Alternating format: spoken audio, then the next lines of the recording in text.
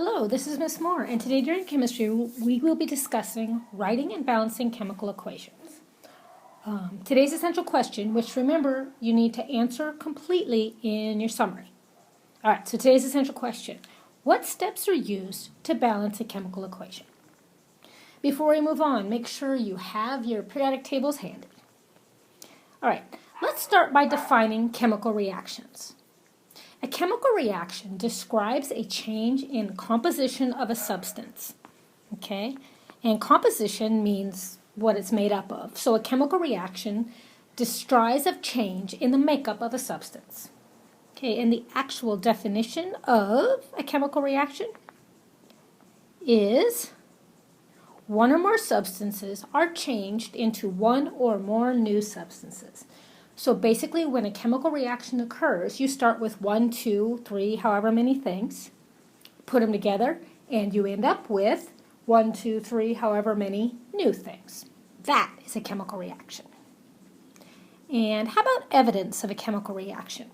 Remember, we can't really see what the atoms and molecules are doing one-on-one, so we have to look for other things. So, a change in temperature. Okay, so for example, you put two solutions together and the resulting mixture becomes very, very hot or very, very cold. You might see light or hear sound energy. There might be the production of gas. That's something you guys have seen several times. When we mix magnesium metal with hydrochloric acid, you saw that bubbling. It almost looked like boiling, but there was no heat. That was the production of hydrogen gas. The formation of a precipitate. And a precipitate is a solid, a change in color. Now, a color change is something when I say a color change, it means something you wouldn't necessarily predict. For example, if I took a dark blue solution and mixed it with a clear solution, and I got a light blue solution, that's not necessarily evidence of a chemical reaction, because that would be a color change you would predict. If, however, I took that same dark blue solution and mixed it with a clear solution and got, let's say, an orange solution, that would be evidence of a chemical reaction. Okay, on to chemical equations. A chemical equation describes the type and number of atoms that are rearranged during a reaction. So the chemical reaction is the actual atoms, molecules intermingling, creating new substances. The equation is how we keep track of it. It's what we write down on the piece of paper. So down below here we have an example of a chemical equation. 2C2H6 plus 7O2, arrow, which I'm going to say produces 6 waters and 4 carbon dioxides. And two important terms when we're talking about chemical equations. The first one is reactants. The reactances are the substances that you start with. In this case, C2H6 and O2. You don't usually say it's the ones on the right or on the left of the arrow because we could write it backwards. So you think of reactants as the one on the blunt end of the arrow. Okay? And then we've got the products. The products are the substances that you end up with, the new things. Okay? And those are on the pointy end of the arrow, in this case the water and the carbon dioxide. Okay. The law of conservation of mass. This is an important law because it's why we balance equations, which is what we're learning how to do this lecture. Okay. During a reaction, bonds are broken, the atoms are rearranged, and new bonds are made to create new substances. The number of atoms of each element is conserved or stays the same during a chemical reaction. Okay, so if we look back really quick, you can see that we have carbon, hydrogen, and oxygen as a reactant, and we have carbon, hydrogen, and oxygen as products. Okay, so atoms can't appear or disappear. What you start with is what you end up with, at least atom-wise. Both the type and the number. Okay, so this means that the mass of the reactants, the stuff that you start with, is the same as the mass of the products, what you end up with, because we have the same type and number of atoms on both sides of the equation. So the masses are going to be the same on both sides as well. That's the law of conservation of mass. All right. Before we learn how to balance, we need to go over a few more terms. So the first is the plus sign. The plus sign is used to separate reactants from other reactants or products from other products. And when you are converting a word problem into a chemical equation, which you will be doing, you would use a plus sign for words like and, with, reacts with, burns in, dissolves in, whatever. Okay, and then we have the arrow. The arrow is sort of like an equal sign in math, saying, and it separates the reactants from the products. So it's like saying these products equal, or these reactants equal, arrow, these products.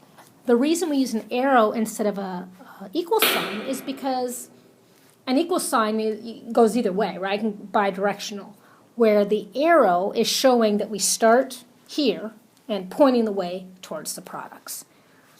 You would use, the arrow would be used when you see words like yields, produces, gives, reacts to produce, results in, decomposes into, and so forth. All right, we need to discuss hydrogen. So let's take a quick look at the periodic table. And hopefully you remember that sometimes hydrogen acts like he lives in group 1A, and sometimes he acts like he lives in group 3A. So today we're going to talk about how you would know when hydrogen would be like a 1A element and when he would act more like a 3A element. Okay, so hydrogen acts like a group 1A metal when written first in a name or formula. And when hydrogen's acting like a group 1A metal, he loses one electron to become a cation. So when hydrogen is acting like group 1A, he forms ionic bonds. Okay? So an example would be like HCl or H2SO4. Okay? So in this case, HCl is 1 plus, H is 1 plus, Cl is 1 minus. And in this case, H is 1 plus, SO4 is 2 minus. Okay? Hydrogen acts like a group 3 non-metal when written second in a name or formula. And in this case, when he's written second, he forms covalent bonds. For example, CH3. Okay, so when he's written first, he acts like a group 1A metal, and when hydrogen written second, at that point he's acting like a group 3A non-metal. And when he's written second, he is forming covalent bonds, and when he's written first, he's forming ionic bonds. Okay, next we need to talk about diatomic elements. Diatomic elements are elements that can never, ever be alone. Okay, they are bonded either with something else or with themselves. Okay, think about, I know you guys all have at least one friend like this. Somebody who, before they break up with their boyfriend, girlfriend, already have somebody else lined up. I mean, they can never be single. That is the diatomic elements. Okay, there are 7 diatomic elements. You do need to know them. They are hydrogen, nitrogen, oxygen, fluorine, chlorine, bromine, and iodine. Okay, so if we take, for example, hydrogen, if I had something like carbon monohydride, that would be written as CH. H is fine, he's hooked up with somebody else, everybody's happy. But if I had written just hydrogen, and I wrote this, not a happy hydrogen. Hydrogen does not like to be alone. He's freaking out right now, freaking out. So you can never write hydrogen like that. If you just write alone, you got to put a 2 there. Now he's a hydrogen molecule, everything's okay. So hydrogen can be in this situation, fine. He can be in this situation, fine. Okay, but this situation, not fine. Okay, and that's true of all 7 diatomic elements. Okay, so once again, you need to know these. I'll show you how I remember them. I remember them using something called HN7.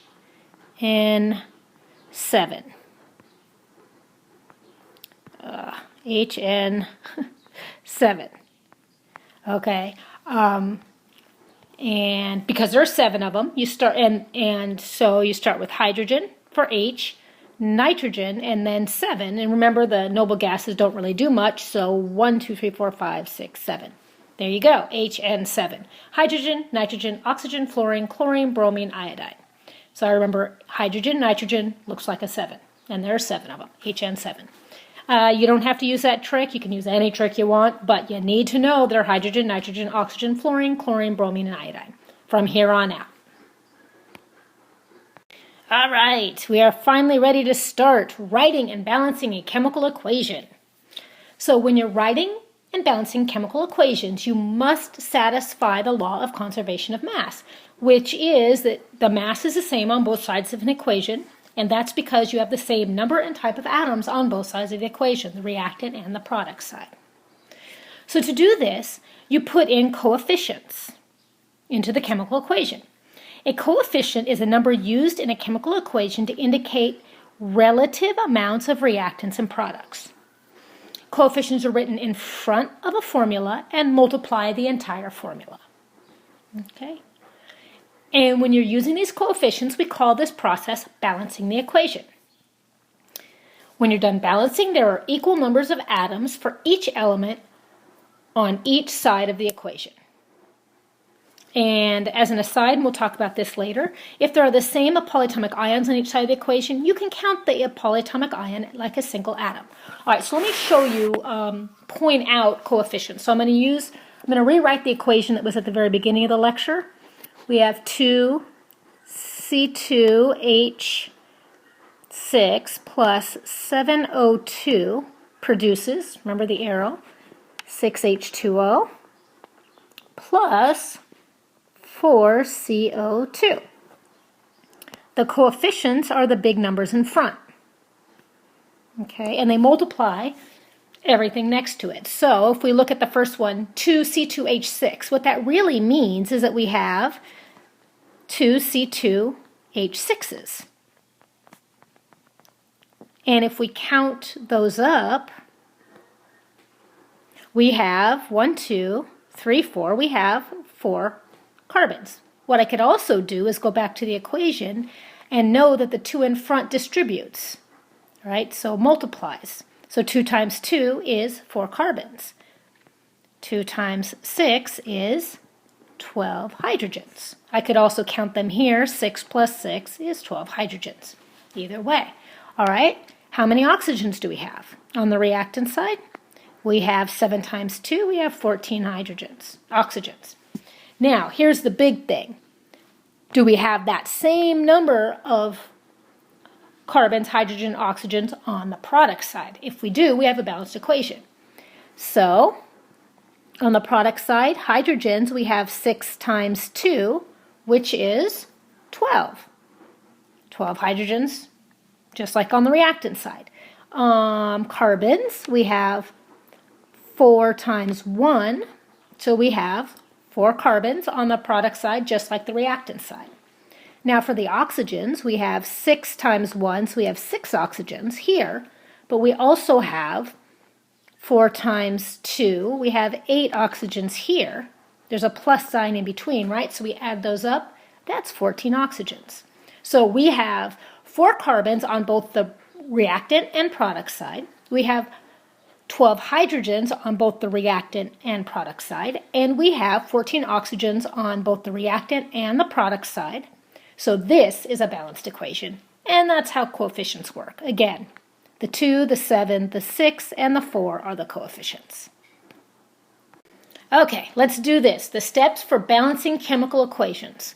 So the example we're going to use is iodine crystals react with chlorine gas to form solid iodine chloride. Okay, so the first thing you want to do is write the word equation. So go back to the word problem and let's take out any information that we don't need. So we have iodine, I don't really care that they're crystals at this point, reacts with, what symbol is that? that's a plus symbol. Chlorine, don't really need gas. To form, we don't really care that it's a solid, iodine chloride. So I'm going to have iodine reacts with chlorine to form iodine chloride. Okay, now rewrite the unbalanced formula equation. So we take these words and turn them into letters. So iodine plus chlorine produces iodine chloride. All right, anybody see problems there? NH7 or HN7? Diatomic, diatomic.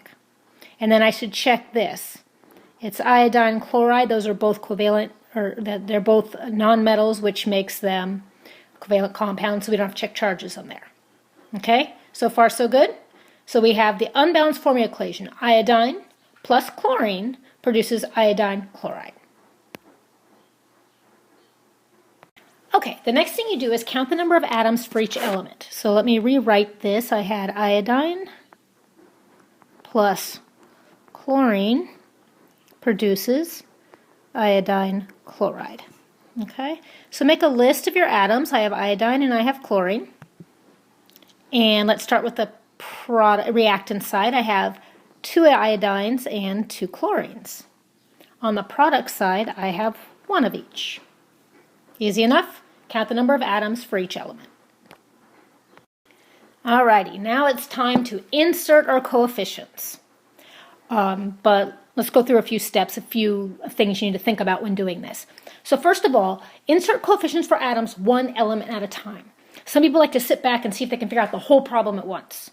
Once in a while it works, but mostly what you do is you start with the first atom on the reactant side, try to balance it, inserting coefficients as needed, and then the second atom, and then the third atom. You just keep going in order, except if you get a situation like this. If you have an element that occurs in several reactants or products, do those last. Okay, skip ahead, and often those will be hydrogen and oxygen. Okay, balance elements from left to right. And this is important and freaks people out and gets them irritated, but it is what it is.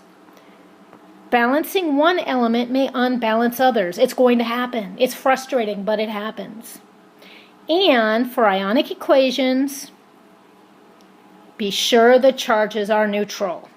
Okay, so whenever you're making a compound, you've got to ask yourself, ionic or covalent? If it's ionic, make sure you check charges and neutralize. Okay, so now let's try to insert coefficients. This particular problem is pretty easy. So we're going to start with iodine. We have 2 on the product or reactant side, so we need 2 on the product side. We cannot insert subscripts, only coefficients, and the coefficient needs to go in front. So I'm going to put a coefficient here, and now that coefficient distributes, right? So now we have 2 iodines and 2 chlorines. There you go. This is your answer. This area down below is really just for keeping track of your numbers, okay? This is your answer. So it wasn't too bad. Of course, we started with an easy problem, okay? Go back and check to make sure the number of atoms of each element is equal on both sides of the equation, and then you finish the problem. Easy enough. All right, let's try a practice problem. So, balancing practice problem, we're going to have KOH plus H3PO4 produces K3PO4 and H2O. All right, so we're going to start by listing our atoms. K, O, H. I was going to write P, but if you remember, if there is the same polyatomic ion on each side of the equation, you can count it as if it's a single atom. So we do indeed have a polyatomic here, and they're the same. So we don't actually have to count PO4, we can just say PO4, pretend that's one thing. All right, so now we start counting. We start with the reactant side, so we have 1 potassium on the reactant side. On the product side, we have 3. Reactant side, we have 1 oxygen. Product side, we have 1 oxygen. Reactant side, hydrogens, we have 1 here and 3 there, which makes, and there's a plus sign in between, so that means there are 4 hydrogens. And on the product side, we have 2. And our PO4s, we have 1 and 1. Okay, so there's our count. Get rid of all this extra work. Now remember that this area down below is just for record keeping. The answers are up above. All right, so we're going to start with the potassium. We have 3 on the product side and only 1 on the reactant side. So we have to put a 3 here. And remember that 3 goes for everything that it's connected to, distributes. So we have 3 potassiums. Our oxygens, we now have 3. And our hydrogens, we have 3 here. But we also have 3 there. The plus sign in between. Whoops, wrong one. So we have 6 hydrogens. So by putting that one number, we messed up a lot of stuff. All right, now our potassiums are good. We got to work on the hydrogens, or the oxygens are next. Oh, by the way, remember I told you you have to save anything that's true if it's in multiple places at once? You'll notice we have hydrogens here and here. There's 2 hydrogens split up. We will balance those last. All right, so where are we at? We've got our potassiums. We're now onto the oxygens. We have 3 on the reactant side and only 1 on the product side. So let's add a 3 over here. So we now have 6 hydrogens and 3 oxygens. And it looks like we have finished. Let's double check. We have potassiums, 3 on both sides, oxygens, 3 on both sides, hydrogen, 6 on both sides, and the phosphate, PO4, we have 1 on each side. Okay, so our final answer is 3KOH plus H3 PO4 produces K3PO4 plus 3H2O. There you go. That's it for today.